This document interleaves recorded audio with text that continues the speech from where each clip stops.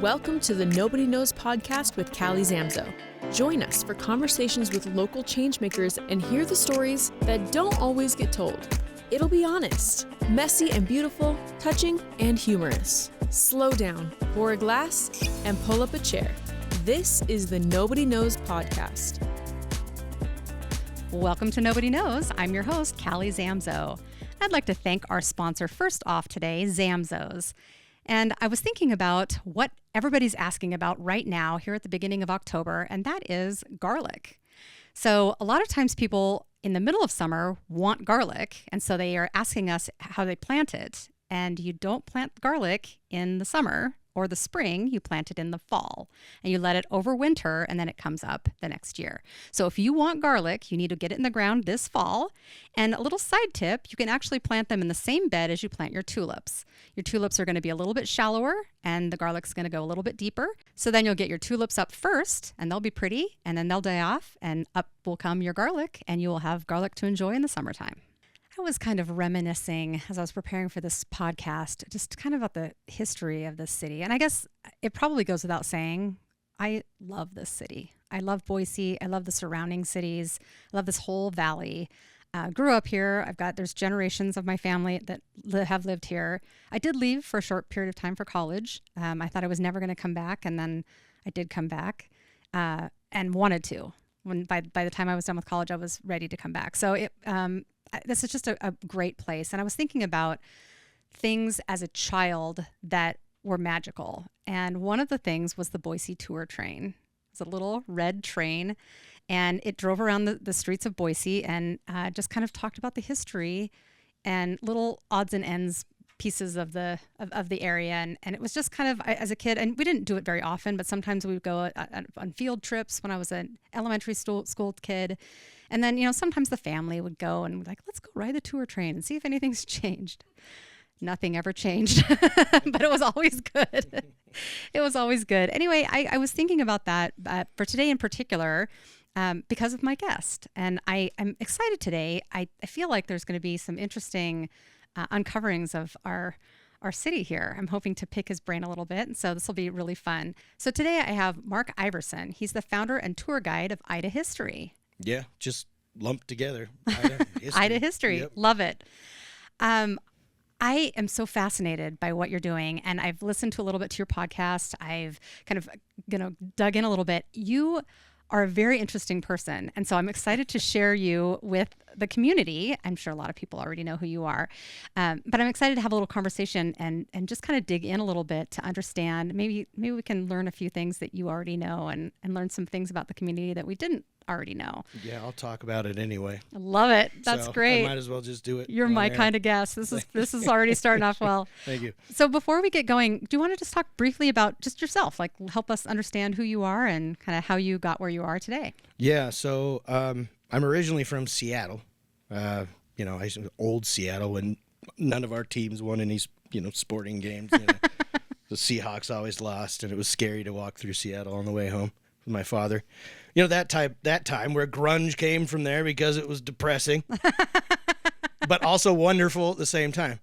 And then I left Seattle when I was 27 and I went into the Peace Corps of all things. Oh.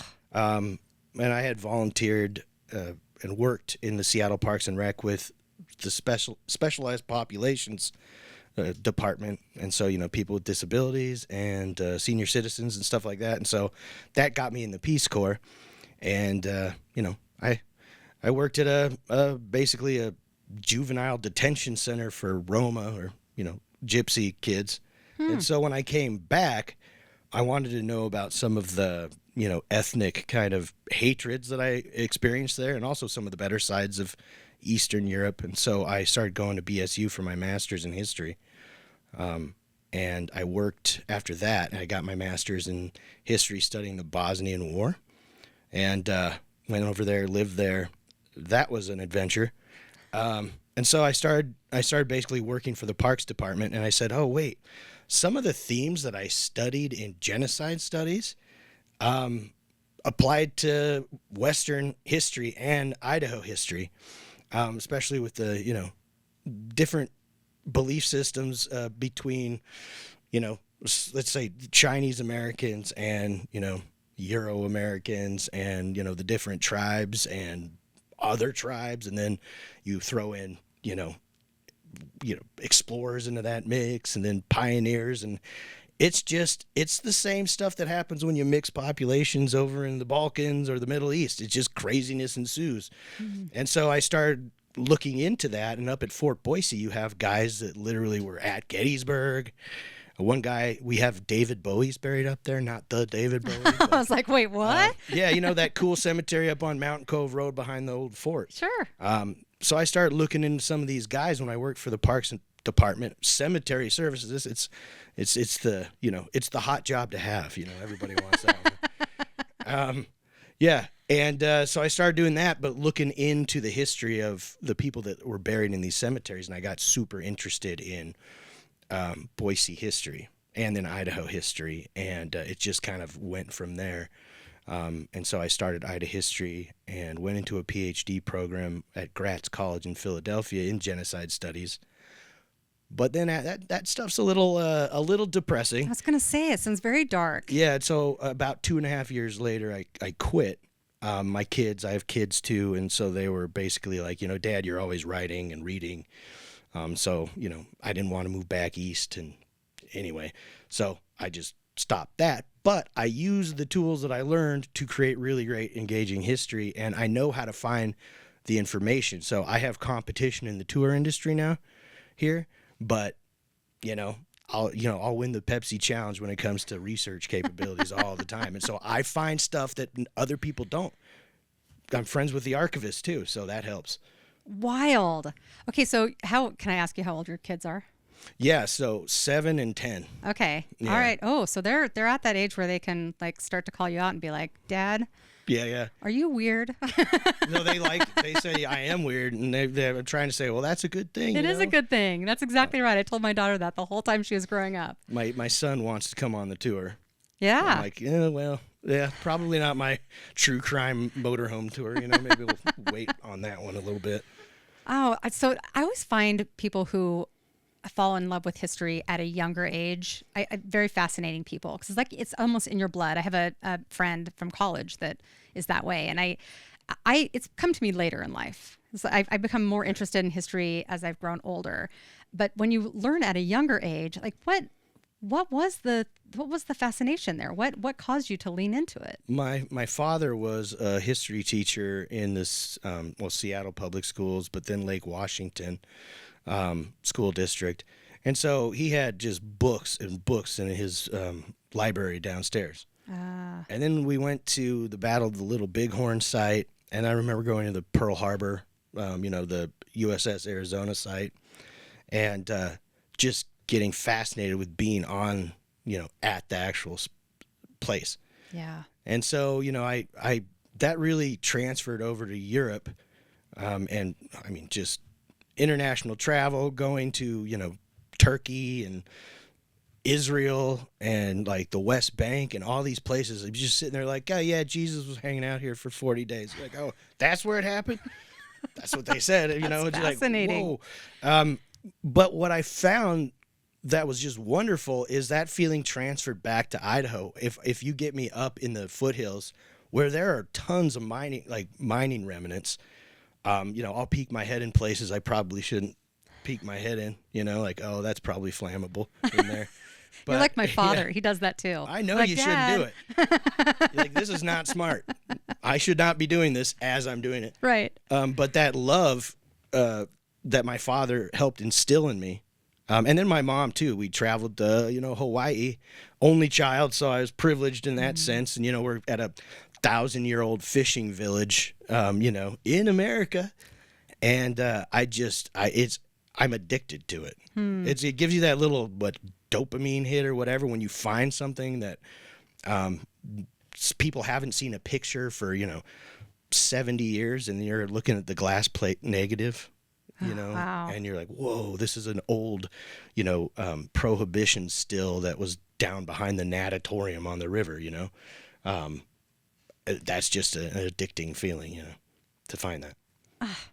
fascinating. I always say that there are certain people I'd like to just be in their brain, not for a long period of time, but just enough to just feel it. Your brain, I already can tell. I'd like to just for a brief moment, just be in your brain for a second. Climb in. I'm almost out of room. I got a lot of voices in my head. Take that as you will.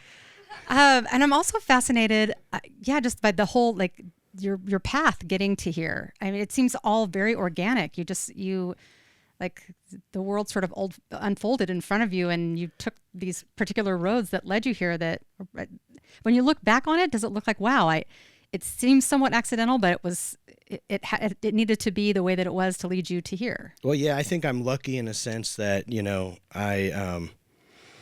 I didn't have a lot of responsibility for such a long time. Kids will change that. Yes. Like, I can either be a good father or a bad one. I think I'd be a good one. But before that, I didn't have too many responsibilities as far as, my grandfather left me all the money I needed for education. He's just great on real estate, Oh, people are moving across from Seattle to Lake Washington, so I'll buy some property, and then bam. Lucky for him. Now it's Kirkland, Washington. So, like, just little things. Like, I'm a privileged person in the sense that I could explore what I wanted to. And so, I was interested in history and then Eastern Europe because of what I saw on the TV as far as the war in, Sarajevo particularly. But I was like, okay, well, I'm going to join the Peace Corps. Okay. And then I got to do that because I was privileged enough to be able to work for the Seattle Parks and Rec because I knew people. And then, I learned a lot from working with people that had disabilities, and that got me in the door in the Peace Corps. So it's like, yeah, I mean, these just people I knew that were interesting people led to great opportunities for me, and then led to more great opportunities. And then coming here, BSU was great to go to because you have really great professors. One of my heroes is Dr. Jill Gill, just a little woman. And she's like, yeah, I went to interviewed these white supremacists. And it's like no fear whatsoever. She just goes in there. I'd be and she is smart as a whip. I got an A in her class, and it was I didn't think that was going to happen, but she inspires you, right? And so she wrote one of the letters to get me in the door at Gratz, college in Philly.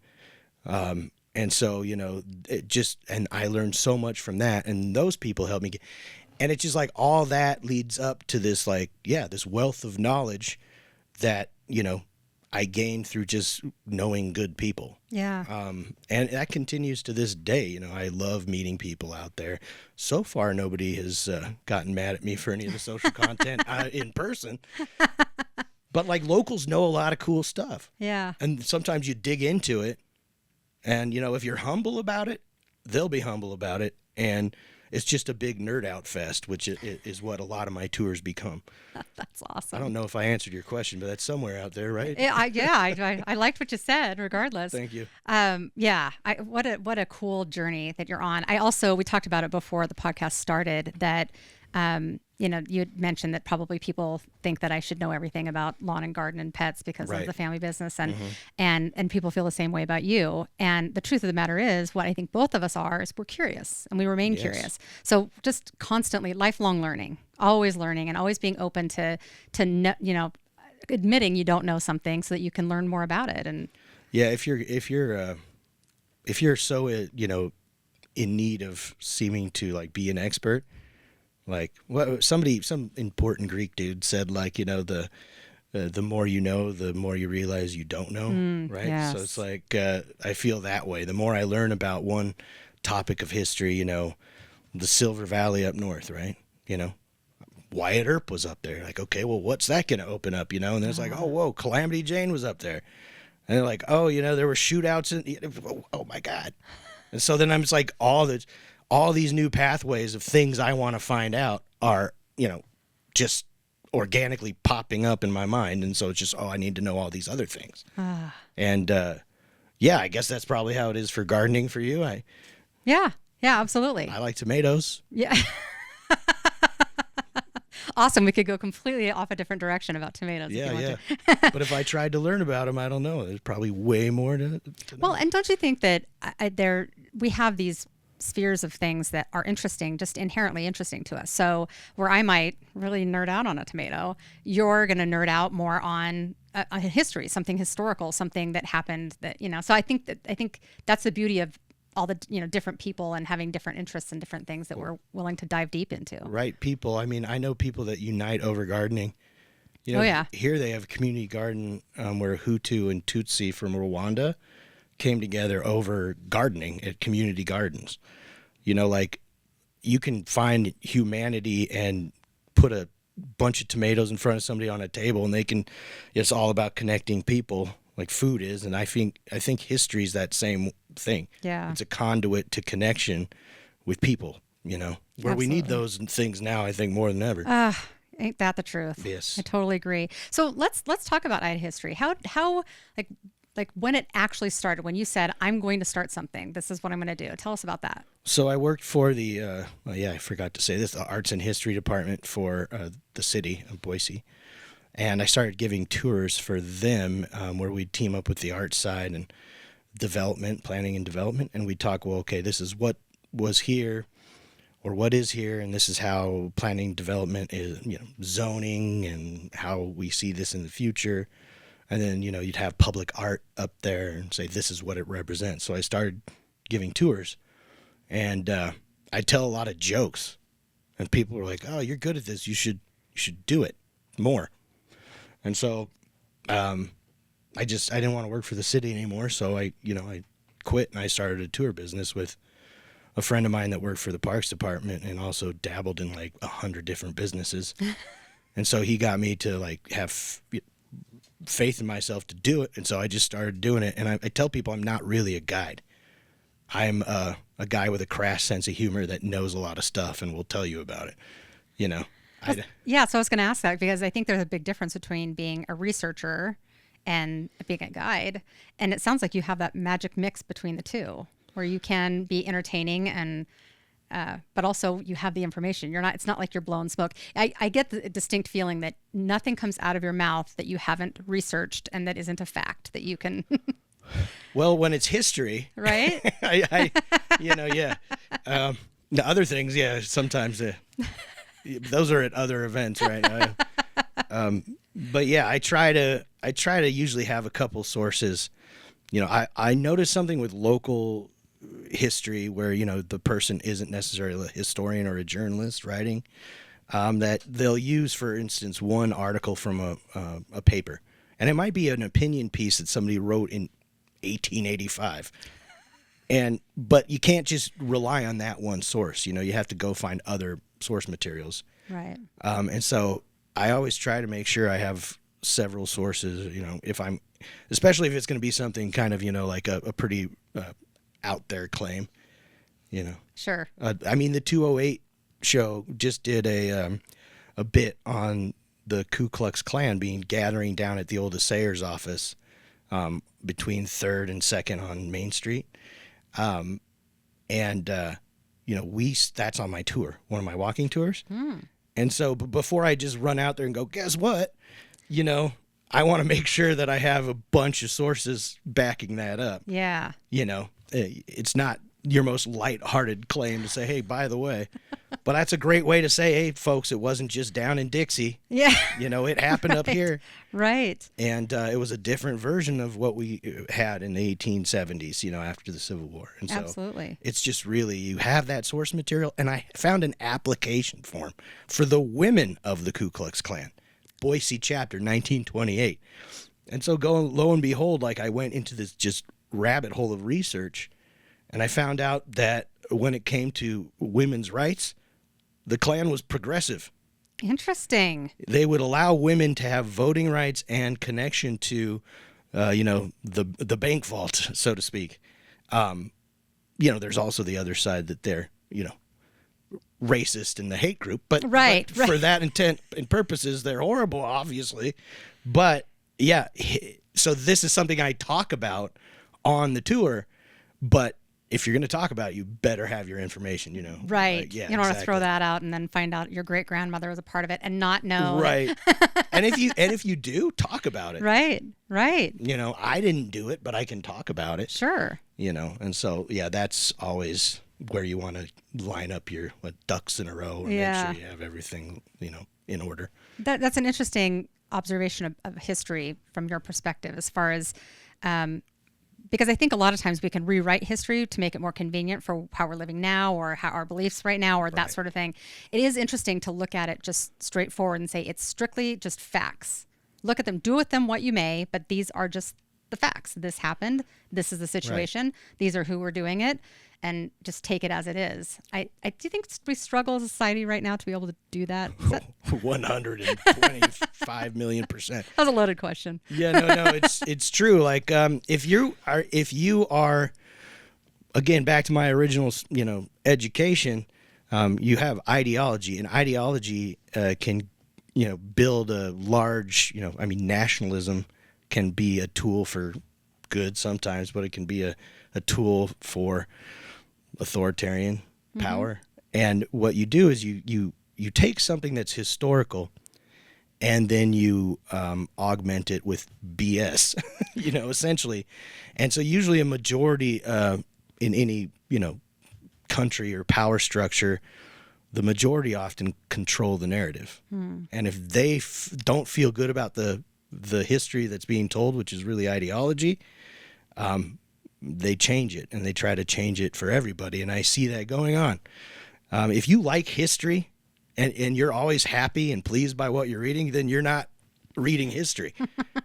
That's probably fair. This term, I for my podcast, originally it was going to be this theme of like, what is the real America? Because you always hear it thrown out. And it's relative.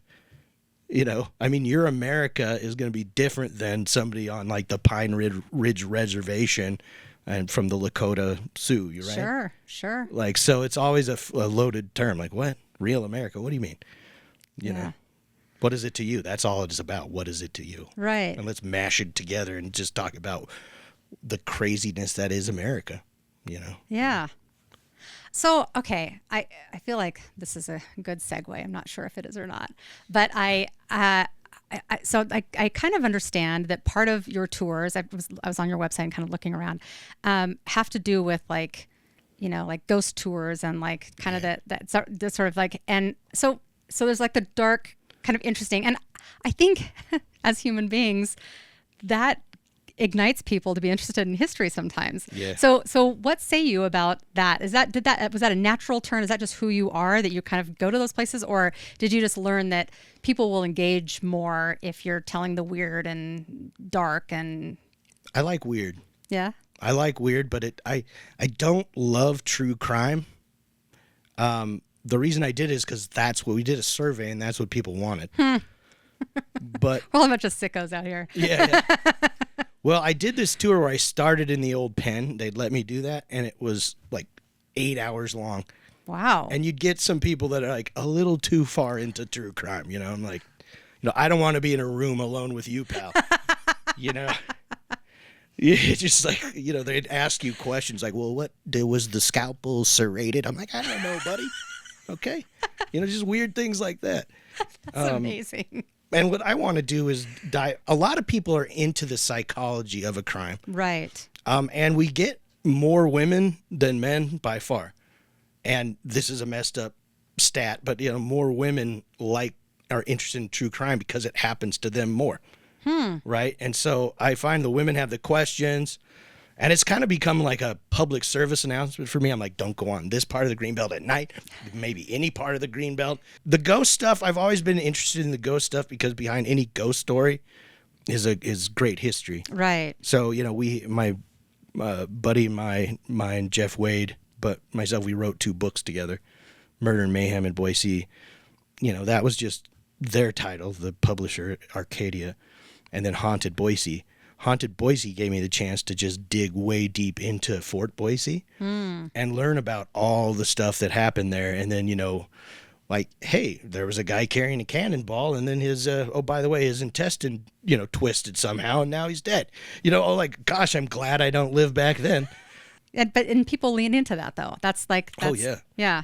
Like, people want to know, for instance, when I ask kind of, what's the number one, deadliest disease in history, a lot of people say, the bubonic plague or something like that.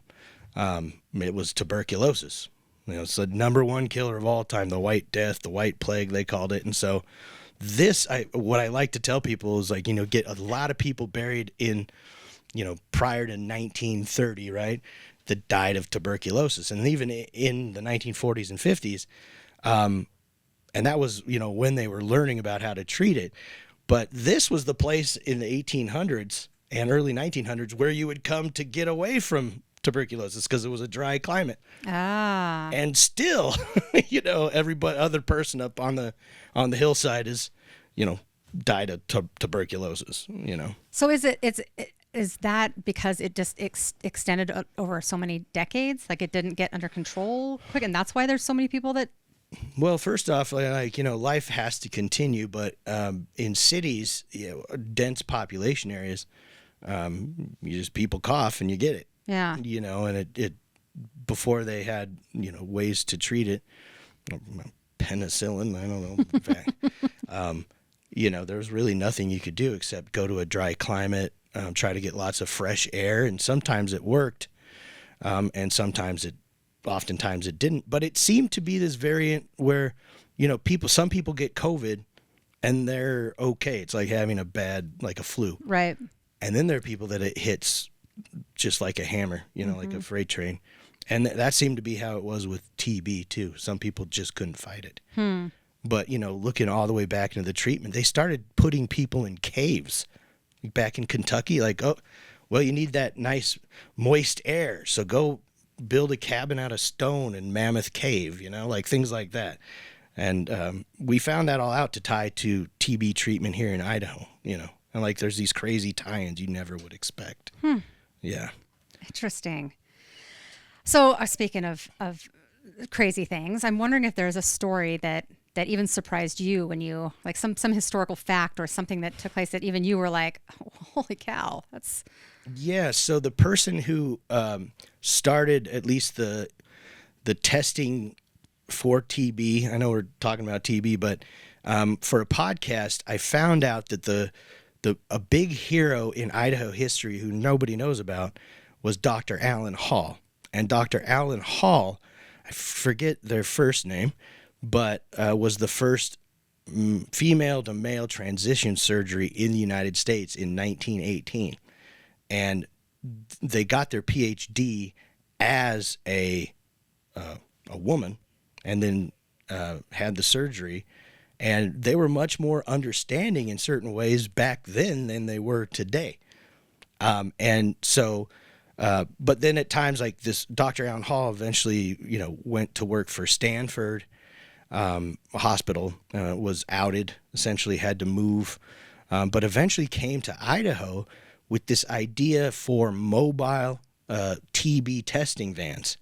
And they put X-ray technology in early, X-ray technology, we're talking 1930s and then the 40s, that would drive to rural areas where TB testing, never happened. And so they were able to treat these people and save lives. And so then Dr. Alan Hall went to what is now the Haunted Gooding Hotel TB hospital. And they set up all this whole clinic and saved thousands of people in Idaho. Had an office here. Shoot, it might have been in this building. I'm not sure. But they had offices downtown. And Dr. Alan Hall also wrote thrillers and involving doctors. And this amazing person that nobody knows about, right? A lot of information at the University of Oregon about them, but also you have a whole collection at the Idaho State Archives about the TB hospital in Gooding, and you have pictures of everything, like every stage of the testing facility that they had.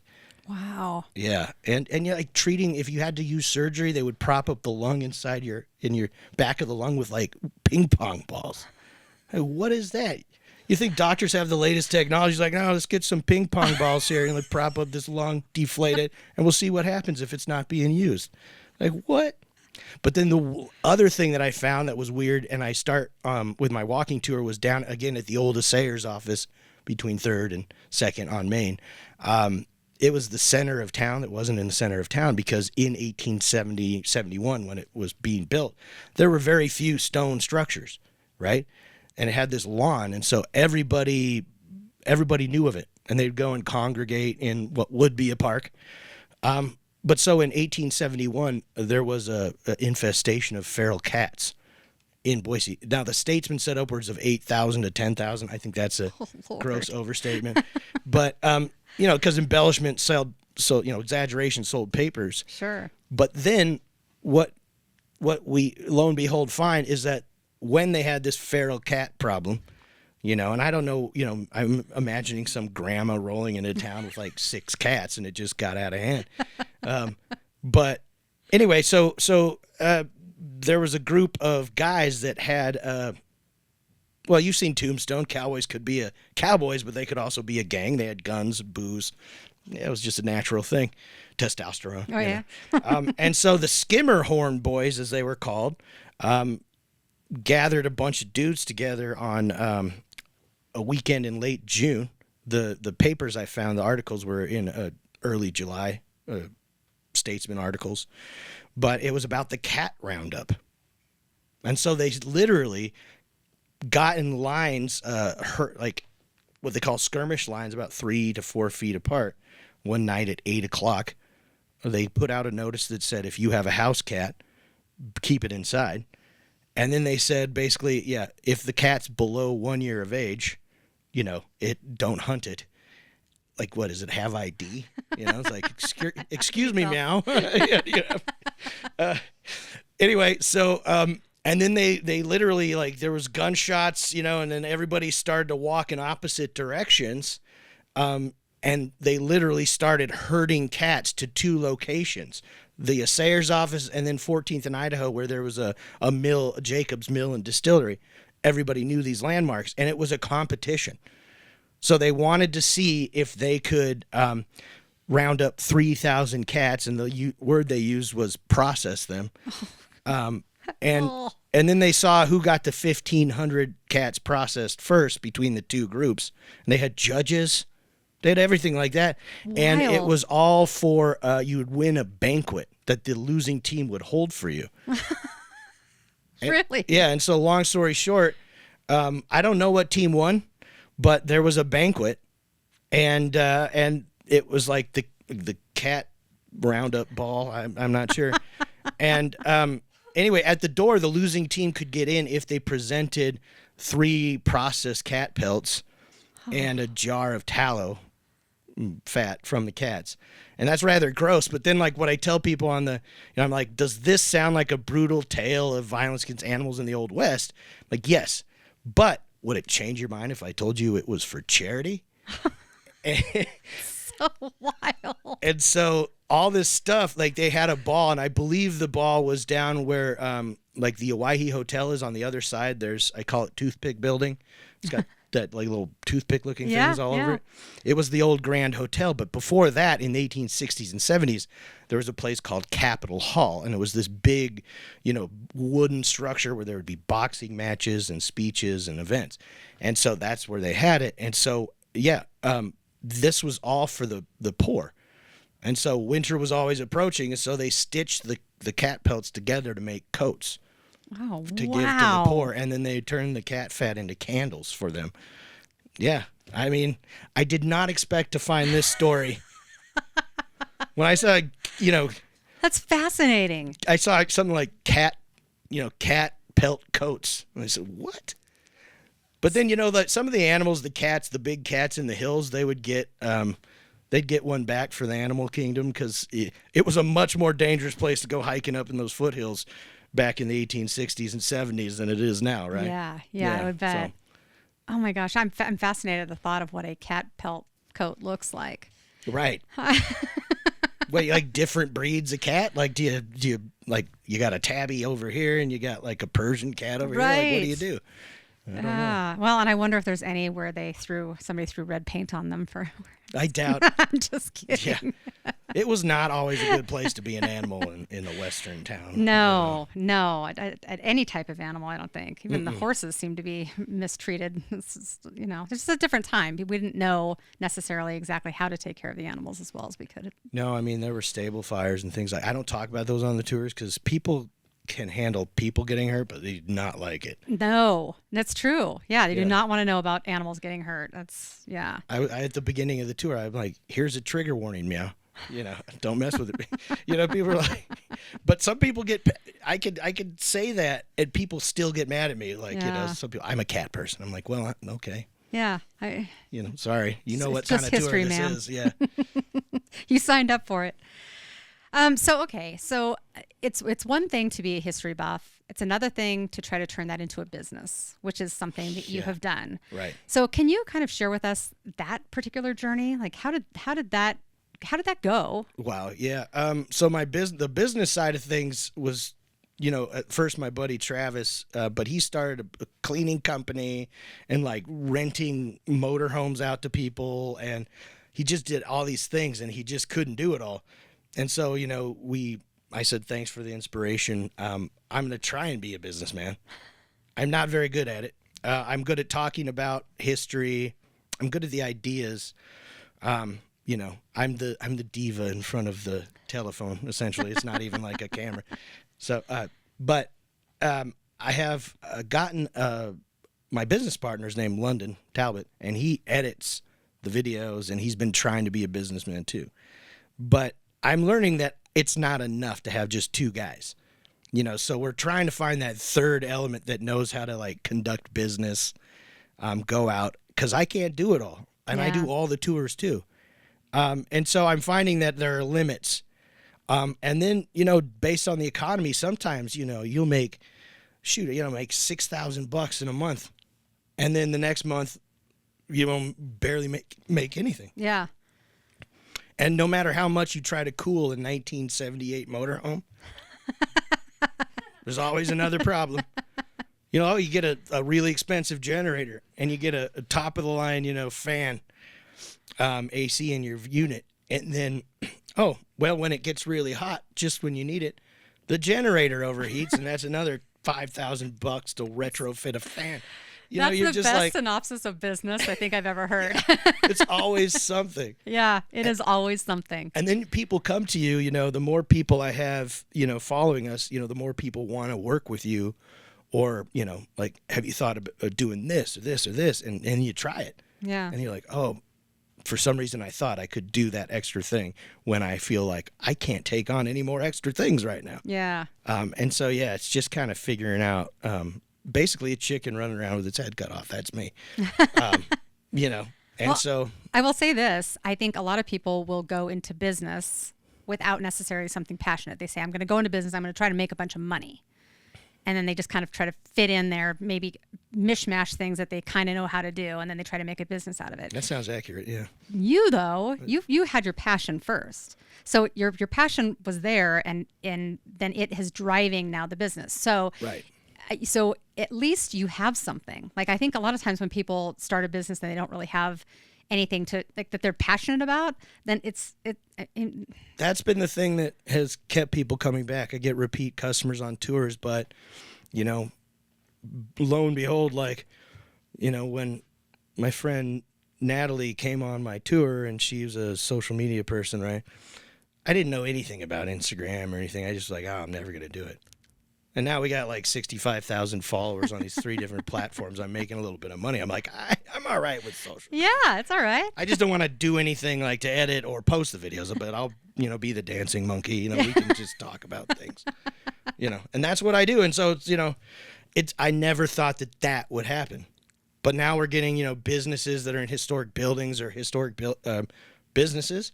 They'll pay us a little bit of money to do an ad, do some research, and talk about their business. Interesting. Yeah, and I never thought that would happen. Yeah. Well, you're officially an influencer. Like it or not. Wow, what a fascinating thing. Like, have you been on X, man? I'm like, what is that, Twitter? Is that I what is that? I would I'm say like, Twitter no, too, and my husband's like, it's X. I don't know. What the youth tell me to be on, just put it on that, all this, whatever. Yeah. Okay, so you're on your tour, so you do walking tour. You also have like a driving tour? Yeah, so I have a 1978 GMC Kingsley motorhome. And GMC made motorhomes with these one of the there's a movie called Volunteers with Tom Hanks and like John Candy. I think that's the one, but it's in some of these movies. Or was it another movie? Anyway, or was it with Bill Murray? Dang it, I can't remember. Or Young Sheldon, that show. They have they have an old GMC motorhome, and these things are so incredible. They're so heavy because they made them with real wood and metal. That's why they're so quality. But you gotta really understand when to brake. Oh, like geez. Yeah, and they're so 70s. They have lime green carpet. Mine's like really bright orange. Oh man. With it's like the ugliest colors they could get. That's what they put together. There's one that's just like snot yellow. And then like why do I know exactly what color that is? Oh yeah, it's just gross. And then there's like a darker, you have a worse cold snot yellow. And then like almost brown yellow. That's when you need to go to the doctor. Yeah, that's the Glenbrook series, There's the Palm Beach that's like bright yellow and green. And then there's like the Brookhaven, which is dark blue and light blue. And mine's the Kingsley, which is, and they have swivel chairs and really cool retro looking clocks and stuff. And people get on the van and they're like, I actually feel like I might become the victim of a crime on this van. I thought you were going to say it's like literally walking into a piece of history. Right. Well, they do say that, but like, and then you just start driving out to the desert and people are like, I'm a little creeped out now. You're going to leave me for dead. Yeah, no. But people, so the name of the tour, which is, big, the Boise True Crime 1970s van Twinkie tour. Yeah, because I get a bowl of Twinkies and I give them to people. Awesome. And they can bring their booze on as long as it's in the living space of the van. Like that filters out people that are going to be offended by, things. So, that's smart. Right. Yeah. It's just in the name. So you have that one. You do walking tours as well. I had my first one was called A Macabre History of Boise.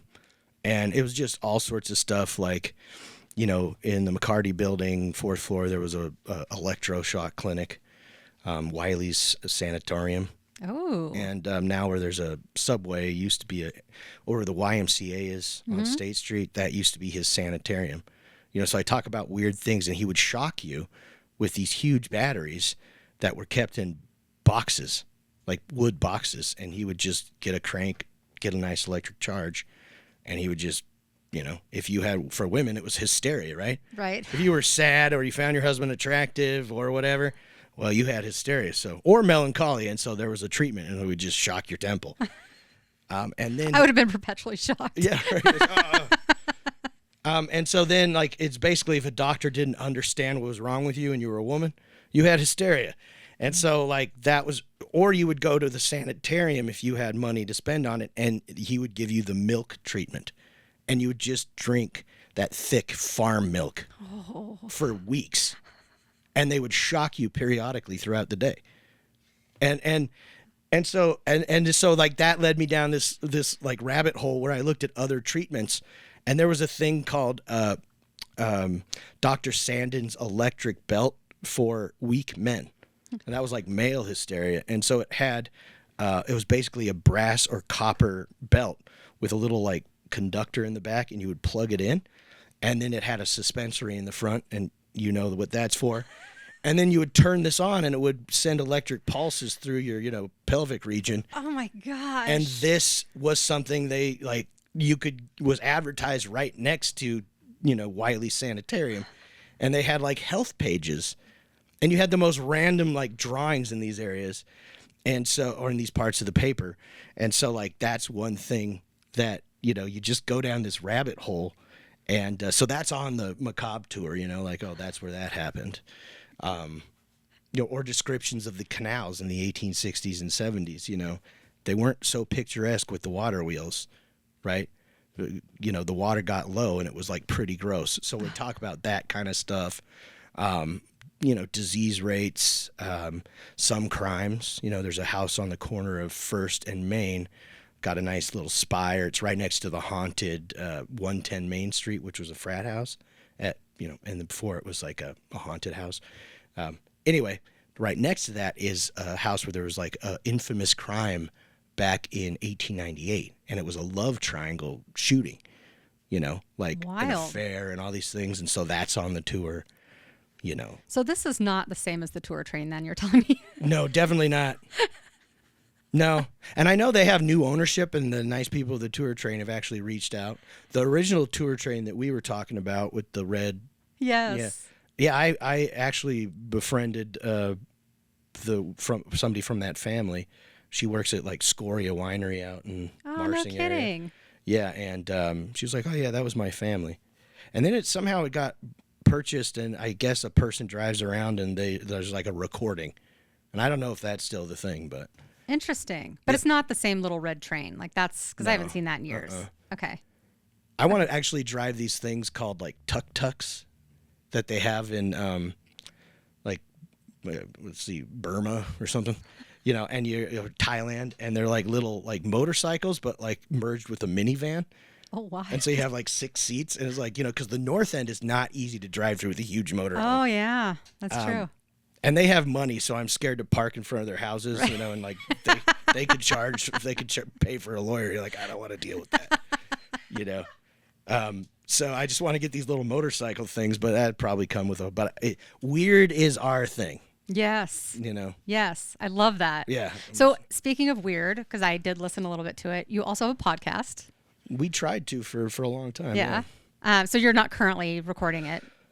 No, because I thought for sure here's a winning combination or equation. You drive this cool old motorhome, and then we go have interesting conversations with people. I still think it would work. It's just so much time and effort. I'm like, go figure, writing a script and researching something and then talking about it and then, like cleaning up the motor. Oh, yeah, that does sound like a lot of work. And like this studio is nice. We just had some rickety thing. We're drinking like Coors Light. Coors because we were responsible. That's the responsible beer. And just like we had the cocaine crabber guy. I don't know if you listen to that one. No. Yeah. I may need to, though. He's my mechanic, but his mom's a doctor of psychology somewhere. She's an amazing person, and his sister's like, and I'm like, what did you do, Phillips? And he's like, oh yeah, I crabbed for my dad, and then we ran cocaine in the crabbing boat. Like, oh, what? Well, we're having you on the podcast, buddy. That's awesome. And so like that was just one of but that was really easy because he just came over to my house and sat down and we just me and London and Phillips, we just talked about that. And, he had all these interesting stories about like, oops, he fell over into the Bering Sea and his dad just realized at the last minute that he was, in the water and turned around. I'm like, well, that had to have been scary, and it's just this, you meet people, but if you have a great interview like that, like, well, how am I going to upstage that? Yeah. But local authors, my buddy Tomas Baeza wrote this great book called Delivery. I'm plugging him, I guess. But we talked for like 3.5 hours. I'm like, this is way too much for a podcast, I think.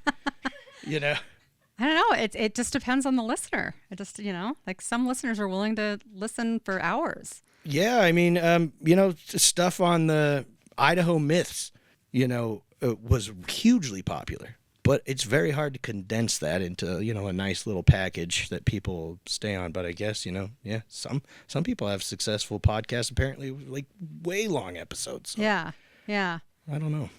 So I think I know the answer to this question, but what keeps you motivated to continue to uncover historical stuff and share it with the community? I think I understand the part of your life where it's probably built into you that you're always going to be seeking out the information. Yeah. But the sharing it with other people part might be the part where I personally would be like, this part's getting old. Right. Yeah, you wouldn't want to. Well, and I think it depends on the people that you're sharing it with and the people who are, who you're working with. I'm addicted to it, I guess. Yeah. I like making people laugh, and I love history.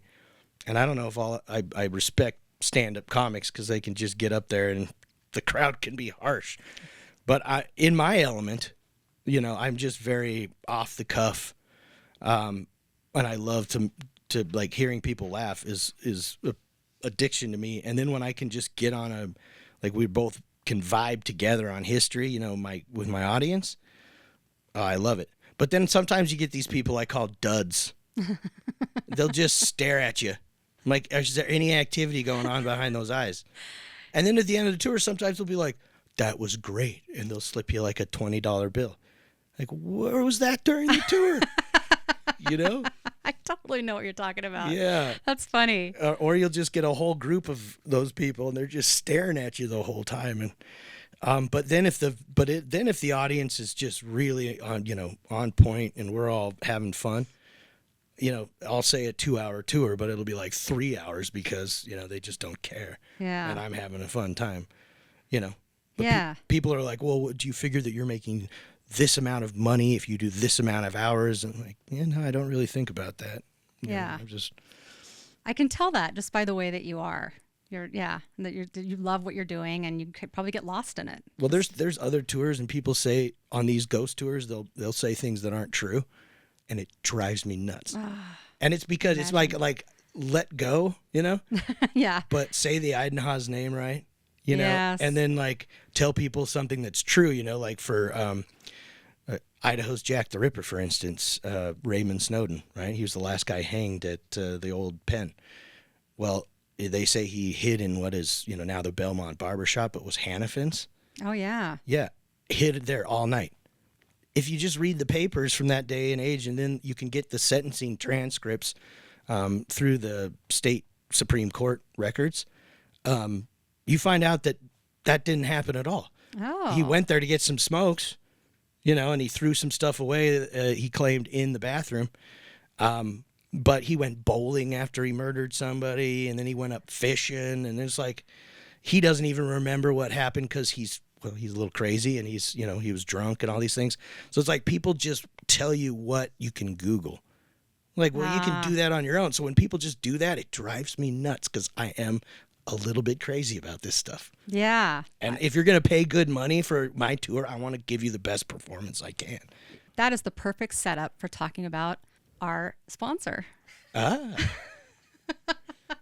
So, this episode is brought to you by Zamzows, your local source for garden, pet, and planet-friendly products. At Zamzows, we believe great communities are built on roots, whether they're in the ground or in the stories that shape us. Visit Zamzows.com or stop by one of our 12 Treasure Valley locations. Nobody knows like Zamzows. See how I did that? Yes. Just kind of worked it right in there. I like it. And now it's time for a part that we call Sharing is Caring. Yes, it is. Really what it is it's going to be some rapid fire questions coming your direction. Are you ready for this? For sure. Okay. So what is a book or a podcast that you recommend to people who love history? Okay, a book. Geez, I've read a lot of history books. So You wrote a history book. Yeah, kind of. Yeah. Yeah. Two, right? Yeah, I should plug my own book. You but no. should. Murder and Mayhem in Boise by Jeff Wade and Mark Iverson. All right. No, that's not the book, though. One that changed my mind on history. Let's see. Oh, of course, I don't remember the name. Dang it. And now I'm going blank. Well, what was it about? It's about immigration in America, and it's by a guy named Ronald Takagi. But in another professor at BSU, Dr. Beater, his brother was the mayor. Oh, yeah. Yeah. John Beater, Dave Beater. Okay. Anyway, he gave us this book, and this historian just basically just in a really engaging manner, but also academic, outlined, he said, the history of America is immigration, and the history of immigration is America. And we kind of like, what's the analogy? Everybody says America's a melting pot. And he's like, no, it's a chopped salad. You remember in the 90s, we're like, there's no difference. We don't see colors. We all blend together. It's like, is that really true? It's like, can't we see the differences but celebrate them? Yeah. And that's what kind of America has. It's like, we've always been trying to, grapple with diversity. And if America should be diverse. It really defines us. Yes.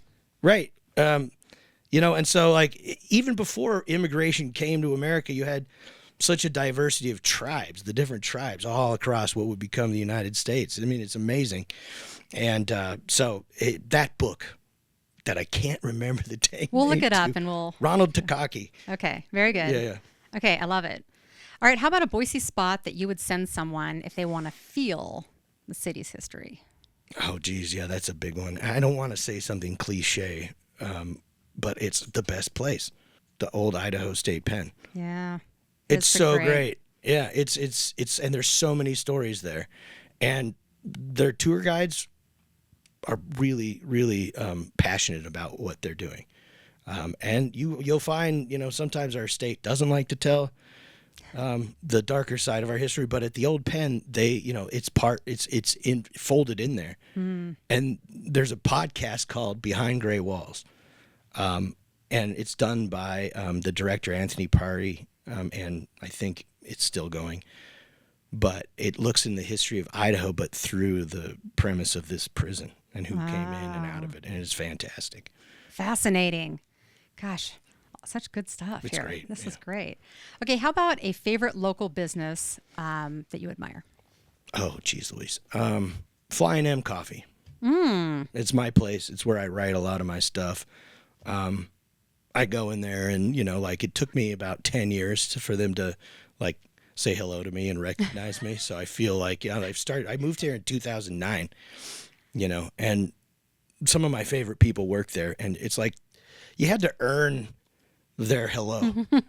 And then they knew my name. And now they're like, oh, you like an oat milk latte? I'm like, why, yes, I do. I like an oat milk latte. Yeah, I hated them at first, and now I prefer them at the Flying M. That was Cafe. exactly how I was. Yeah, And yeah. Yes. In fact, my very first one was at Flying M that I was like, all right, I guess I'll try this oat milk stuff. Well, and they've always been a welcoming place. Yes. You can be your own brand of weird, whatever it is. You can just be yourself, and it reminds me of my hometown, Seattle. It's just like, and definitely Portland. Oh, for sure. Yeah. Yeah. Wow. Anyway. Okay, last one. Something outside of history that's bringing you joy right now. Funko Pops. No. I know. Okay. Well, let's see. My kids, for sure. Everybody says that, and I'm like, I shouldn't say that because everybody says that. But are you a parent? I am. Sometimes I feel like the analogy I see in my head or the picture I have in my head is like on the National Geographic. They'll have a chimp or a gorilla, and it'll, usually a mother, unfortunately for lady apes, right? But it'll have like just baby chimps crawling all over it, and the mother looks just kind of like, oh my God. I feel that way sometimes with my children, Yeah. but also they're tremendously cute. They are totally into what you're doing. I just bought a townhouse, and so they're so excited. They love history. Oh, If fun. you'll be driving around down Hill Road, and my son will see a pile of old lumber, and he's like, "It's a historic remnant." That's cool. Yeah, I'm like, "Yeah, it is, buddy." They're like, "Can we go to an old pioneer cemetery today, Dad?" I'm like, "Yeah, we can figure it out." Oh. We go on daddy adventures, and so I'll go in the Owyhees and find some. There's a church out there called the Oriana. It's a Catholic church that dates back to 1885, the town to the 1860s. Wow. And they love going on these trips and finding things with me, and I love to do that. Yeah. Well, my kid just left for college. I mean, literally one weekend for being gone. So I miss the days when my kid was the age of your kids, and each age is wonderful. Like I remember that stage because they're not teenagers yet. They're not like awkward yet. No, and what's great is they're interested in everything. And I was telling you earlier, like Zamzo's to me, it's a guinea pig place. Yes. It's a ferret.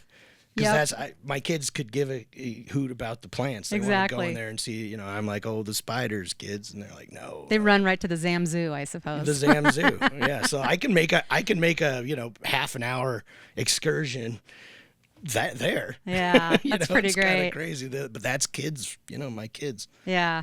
Actually, my daughter still, when we go into the store, goes immediately to the Zam Zoo too. So yeah. I guess that's an all age. I was going to say, I do that myself. That's pretty good. Okay. Now is the part of the show. This is what we ask all of our guests. Same question.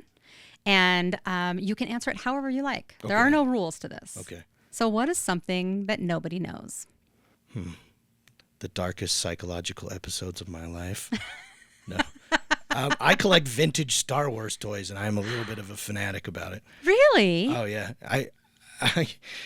It's a little bit more of an obsession. You're like, you shouldn't spend that money. You should spend it on flour and bread.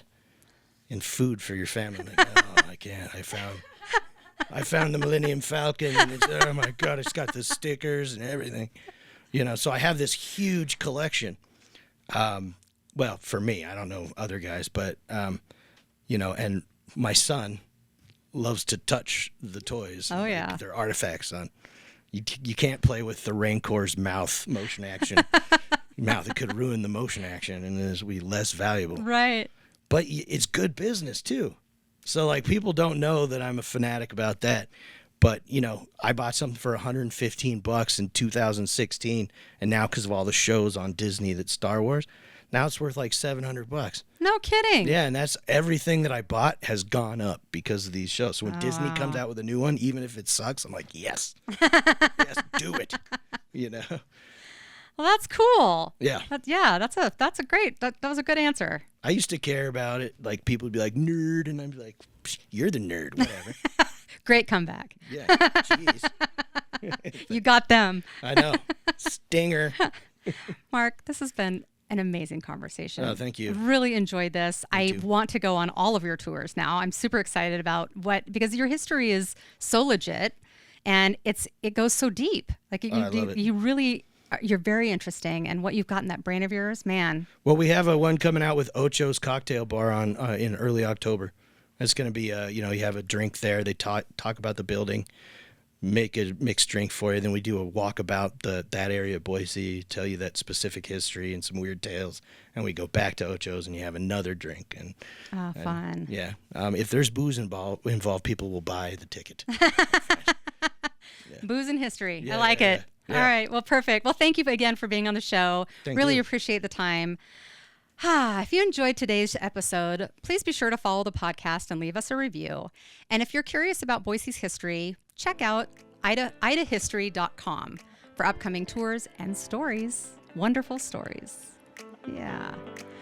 Next week, we'll hear from another incredible voice shaping Treasure Valley. And until then, thanks for listening.